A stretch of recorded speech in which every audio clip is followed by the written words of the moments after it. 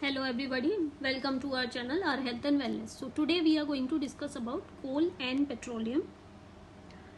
In our everyday life we use a number of materials for our basic needs. हमारी रोज़मर्रा की life में हम कई तरह के मटेरियल्स अपनी बेसिक नीड्स के लिए यूज़ करते हैं. कुछ हमें नेचर से मिलते हैं, कुछ हम लोगों के खुद के बनाए हुए होते हैं, जैसे air, water, soil, sunlight, coal, petroleum, natural gas and minerals. ये सब हमें नेचर से मिलते हैं, इसीलिए हम इनको नेचुरल रिसोर्सेज कहते हैं. जबकि plastics, synthetic fibres, paints, drugs, explosives, ये सभी मैन मेड मटेरियल्स होते हैं. अब हम जानेंगे exhaustible and inexhaustible natural resources के बारे में. कोई भी चीज़ इन्वायरमेंट में जिसको हम यूज़ कर सकते हैं, इसको हम रिसोर्स कहते हैं. नेचुरल रिसोर्सेज दो तरह के होते हैं. पहले आ जाते हैं आपके इनएग्जॉस्टेबल नेचुरल रिसोर्सेज, सेकंड आ जाते हैं एग्जॉस्टेबल नेचुरल रिसोर्सेज. इनएग्जॉस्टेबल जो टर्म है, इसका मतलब ये होता है जिसको कभी भी ख़त्म ना हो, जो कभी भी हम पूरी तरह इस्तेमाल ना कर पाएँ. ऐसे नेचुरल रिसोर्सेज जो अनलिमिटेड क्वांटिटी में प्रेजेंट है नेचर में, और उनके चांसेस ही नहीं है कि वो ह्यूमन एक्टिविटीज़ से एग्जॉस्ट हो जाएंगे, ऐसे रिसोर्सेज को हम इनएग्जॉस्टेबल नेचुरल रिसोर्सेज कहते हैं. The examples of inexhaustible natural resources are sunlight, air and water. इनकी सप्लाई नेवर एंडिंग है नेचर में, और इनको हम बार बार भी इस्तेमाल कर सकते हैं. ये हमेशा एग्जिस्ट करेंगे. The term exhaustible means something which can be used up completely. Exhaustible का मतलब ये होता है जिसको हम पूरी तरह इस्तेमाल कर लें कि पीछे कुछ बचे ही नहीं. ऐसे रिसोर्सेज जो लिमिटेड क्वांटिटी में नेचर में प्रेजेंट हैं और ह्यूमन एक्टिविटीज से एग्जॉस्ट हो सकते हैं, ऐसे रिसोर्सेज को हम एग्जॉस्टेबल नेचुरल रिसोर्सेज कहते हैं. The examples of exhaustible natural resources are coal, petroleum, natural gas, minerals, forest, wildlife etcetera. Exhaustible natural resources हमेशा एग्जिस्ट नहीं करेंगे. तो इस चैप्टर में हम पढ़ेंगे exhaustible sources of energy like coal, petroleum and natural gas. Coal, petroleum and natural gas are also called non renewable sources of energy. ऐसा इसलिए है क्योंकि जितना भी कोयला, पेट्रोलियम या नेचुरल गैस अर्थ के अंदर प्रेजेंट है, वो एग्जॉस्ट हो जाएगी एक दिन, और एक दिन ऐसा भी आएगा कि इनकी सप्लाई होगी ही नहीं. अब एक टर्म आ जाता है आपका फॉसिल्स. फॉसिल्स क्या होता है? फॉसिल्स रिमेन्स होते हैं आपके बचे हुए part pre historic plants and animals के. जो पहले प्लांट्स और एनिमल्स एग्जिस्ट करते थे, जो अर्थ के अंदर मिलियंस ऑफ ईयर्स अगो दब गए थे, उनके जो रिमेन्स होते हैं उनको हम फॉसिल्स कहते हैं.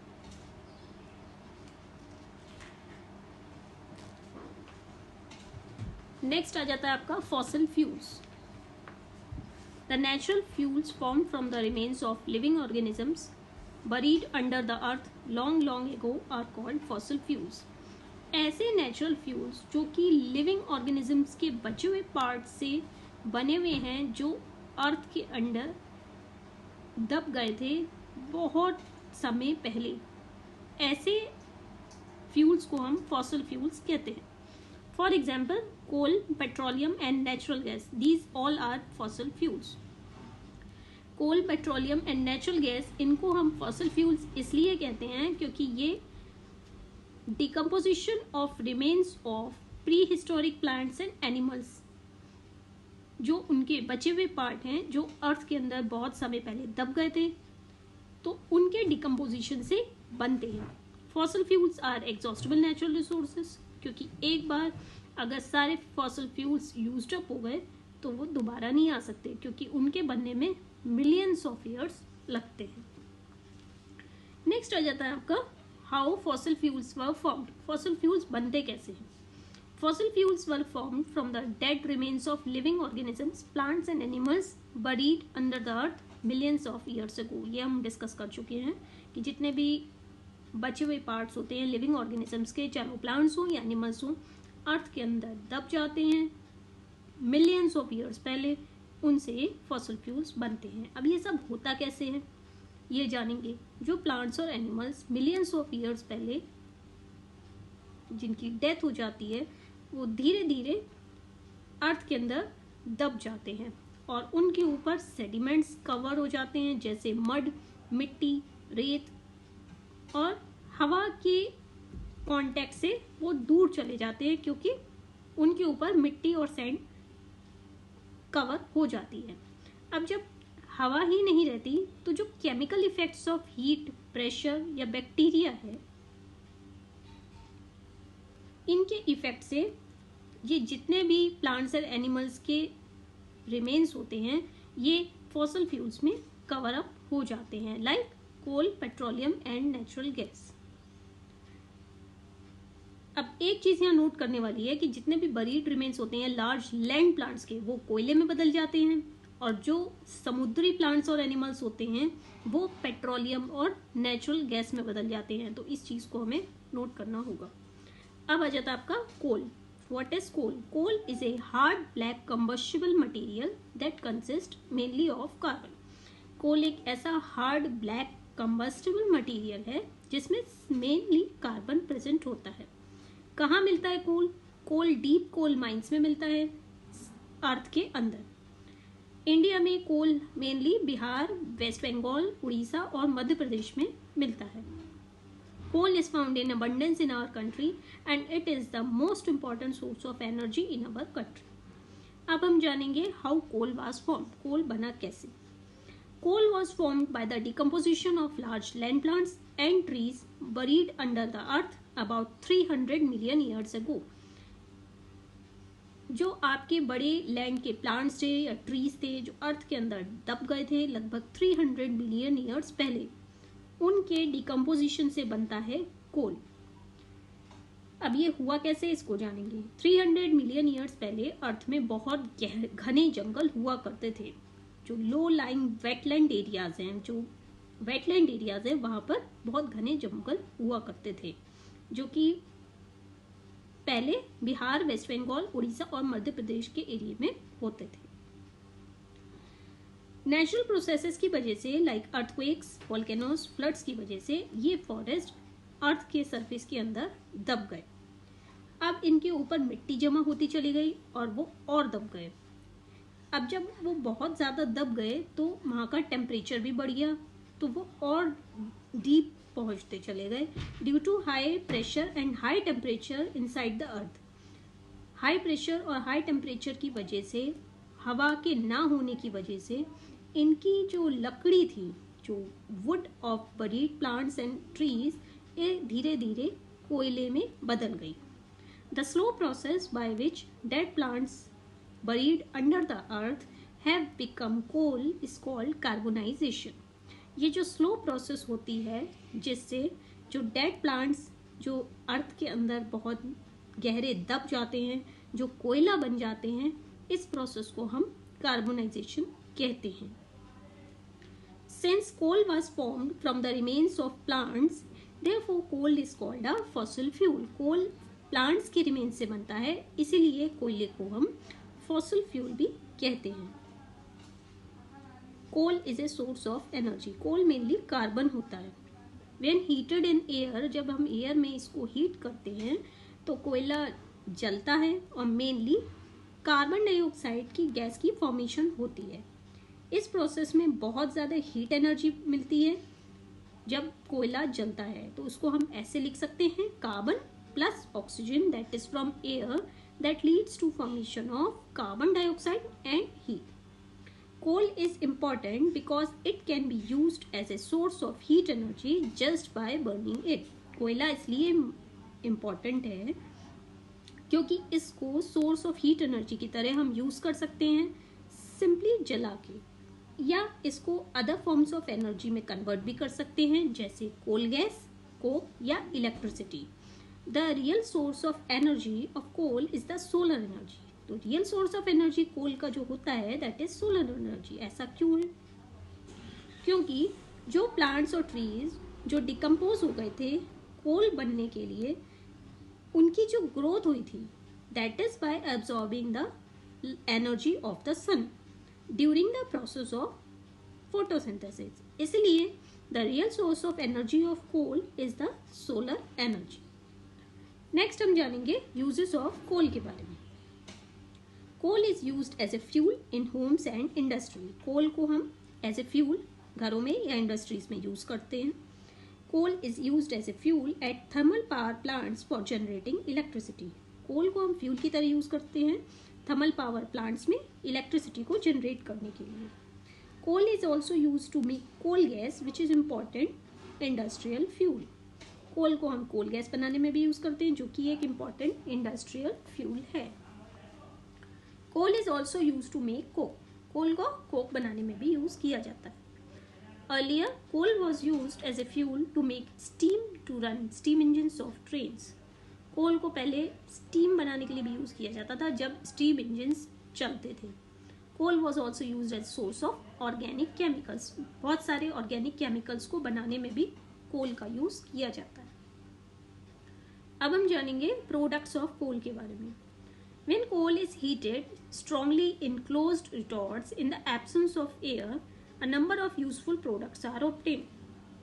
जब हम कोयले को बहुत ही स्ट्रांगली गर्म करते हैं in the absence of air in closed chambers, बंद चैम्बर में हवा के बिना, तो बहुत सारे यूजफुल प्रोडक्ट्स मिलते हैं जैसे coal gas, coal tar and Coke.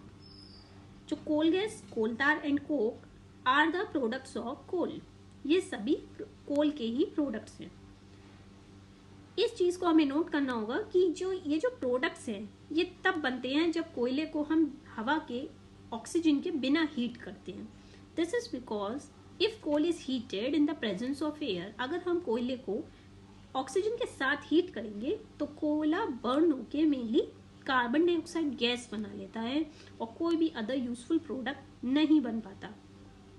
The strong heating of coal in the absence of air is called destructive distillation of coal.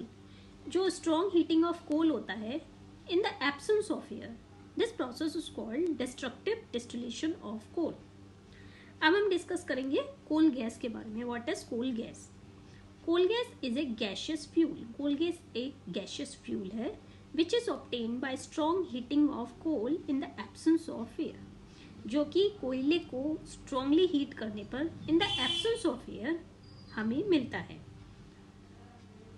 Coal gas is mainly a mixture of methane and hydrogen along with some carbon monoxide. Coal gas में mainly क्या होता है? Methane होगी, hydrogen होगी and some carbon monoxide. All the gases present in coal gas can burn to produce heat. ये सारी gases coal gas में burn हो जाती हैं ताकि हीट का प्रोडक्शन हो, जिसकी वजह से कोल गैस एक एक्सीलेंट फ्यूल है having high calorific value.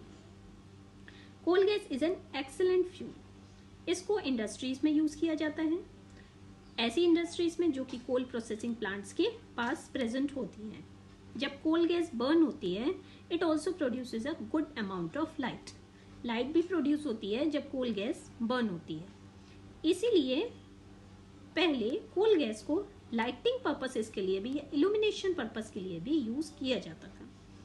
Coal gas को सबसे पहले स्ट्रीट लाइटिंग के लिए लंदन में 1810 में यूज किया गया। उसके बाद न्यूयॉर्क में 1820 में यूज किया गया। हालांकि अब कोल गैस को as a source of heat ज्यादा यूज करते हैं रादर देन लाइट। नेक्स्ट आ जाता है आपका कोलतार। Coal is a thick black liquid having an unpleasant smell which is obtained by heating coal in the absence of air. कोलतार एक ऐसा thick black liquid होता है जिसकी बहुत ही अनप्लेजेंट स्मेल होती है, जिसको हम ऑब्टेन करते हैं जब हम कोयले को गर्म करते हैं in the absence of air. Coal tar is not a single compound. Coal tar एक सिंगल कंपाउंड नहीं होता। It is a mixture of about 200 carbon compounds और ऑर्गेनिक कंपाउंड्स। इसमें लगभग 200 कार्बन कंपाउंड्स होते हैं।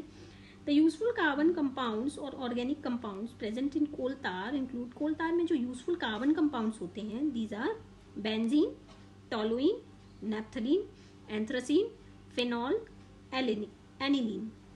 जो नेप्थलीन बॉल्स हम घरों में यूज करते हैं ताकि हम कीड़े मकोड़ों को रिपेल कर सकें, उन्हें हटा सकें, कपड़ों में रखी जाती हैं, ये कोलतार से ही निकलती हैं। The various compounds present in coal tar are separated by the process of fractional distillation. और coal tar में जो 200 कार्बन कंपाउंड्स होते हैं उनको सेपरेट करने के लिए एक प्रोसेस यूज होता है, that is called fractional distillation.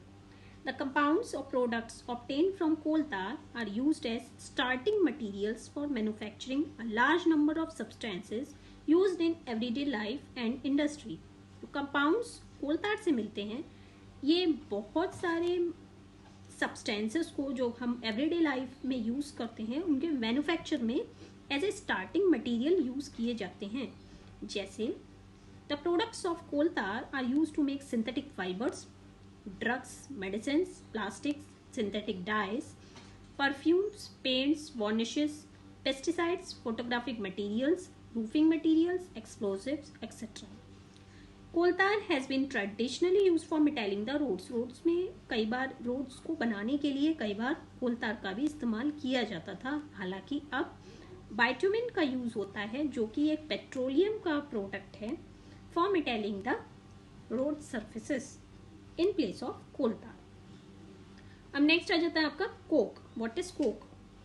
Coke is a tough and porous black solid substance. तो कोक एक tough and porous black solid substance होता है. ये भी हीट कोल को हीट करने पर in the absence of air prepare किया जाता है. When coal is heated in the absence of air, जब कोयले को हम in the absence of air heat करते हैं तो एक तो कोल गैस निकलती है, एक कोल तार निकलता है. ये दोनों एलिमिनेट हो जाते हैं और जो ब्लैक रेजिड्यू हमें मिलता है that is called coke. So coal minus volatile components is called coke. Coke is an almost purest form of carbon and it is about 98% carbon.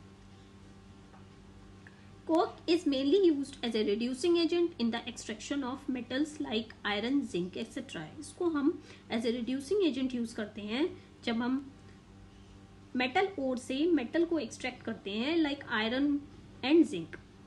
Coke is also used in the manufacture of steel. Coke steel के manufacture में भी use किया जाता है. इसको as a fuel भी use किया जाता है. और कोक कोल से बेटर फ्यूल है जो कि ये ज़्यादा हीट देता है on burning than an equal amount of coal. However coke burns without producing any smoke. Coke जब बर्न होता है तो कोई भी स्मोक प्रोड्यूस नहीं करता, जबकि कोयला बहुत ज़्यादा स्मोक बर्निंग पर प्रोड्यूस करता है. अब नेक्स्ट आ जाता है आपका petroleum. What is petroleum? Petroleum is a dark coloured thick crude oil found deep below the ground in certain areas. Petroleum एक बहुत ही डार्क कलर का थिक क्रूड ऑयल होता है जो कि ग्राउंड के बहुत डीप एरियाज में मिलता है. इसका ओडर बहुत ही अनप्लेजेंट होता है. जो टर्म पेट्रोलियम है इसका मतलब होता है rock oil. It is called petroleum. Petroleum हम इसे इसलिए कहते हैं क्योंकि ये रॉक्स के बीच में ट्रैप्ड होता है. ये एक सिंगल कंपाउंड नहीं है. It is a complex mixture of compounds known as hydrocarbons. Petroleum is a complex mixture of compounds which are known as hydrocarbons. अब हाइड्रोकार्बन्स क्या होते हैं? हाइड्रोकार्बन्स ऐसे कंपाउंड्स होते हैं जो कि सिर्फ दो एलिमेंट्स के बने होते हैं, that is carbon and hydrogen.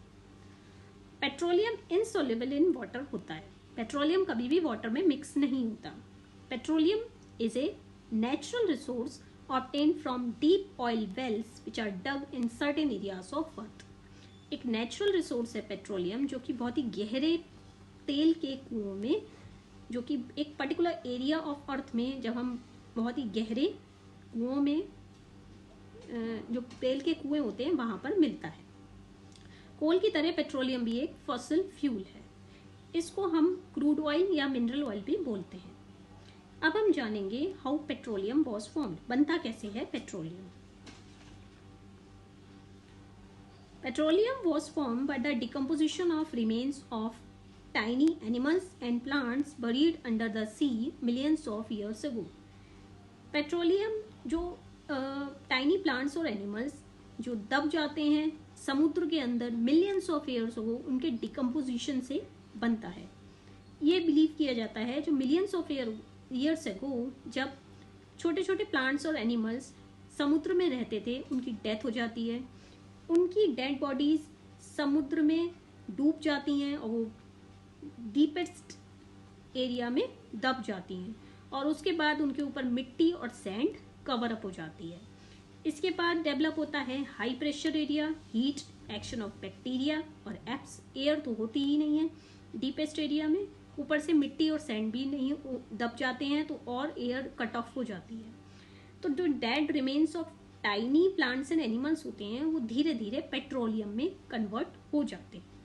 इसीलिए जो पेट्रोलियम बनता है वो जो रॉक्स होती हैं उसके बीच में ट्रैप्ड होता है, जो कि एक ऑयल का डिपॉजिट बना लेता है।